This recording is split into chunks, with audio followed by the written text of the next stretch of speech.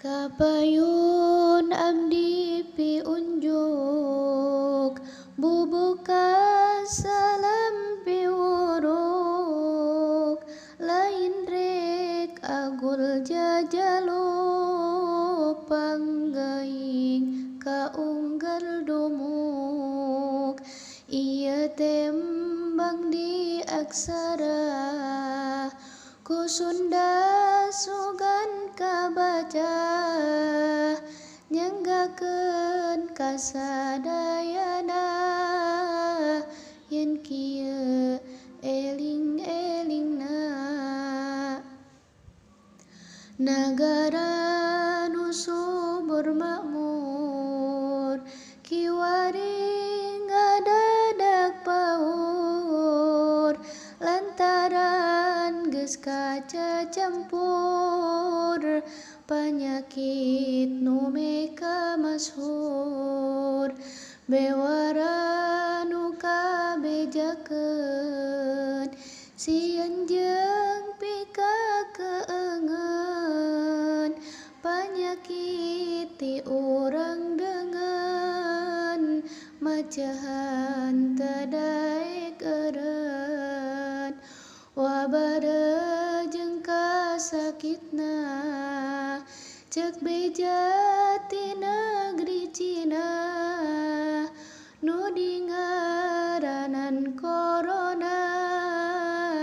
geus ngariwekeun manusa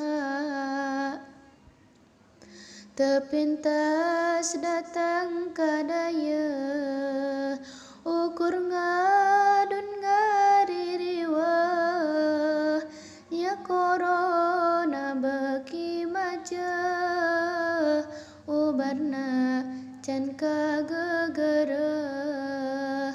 nagara geus ngaharenghang lantaran panyakit tibang kaunggal manusa ngenjang awak tomper hese pantrang panyakit mangrupa kuman pangriweuh keur kahirupan sugan nyoba kana iman panggeing sangkan nguatan tetela anu tohaga eleku virus corona teu aya daya upaya iwal keur saning anjeunna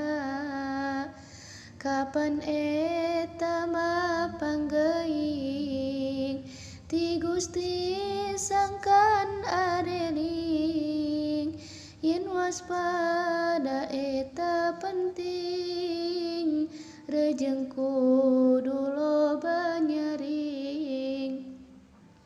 nyaring ka anu kagungan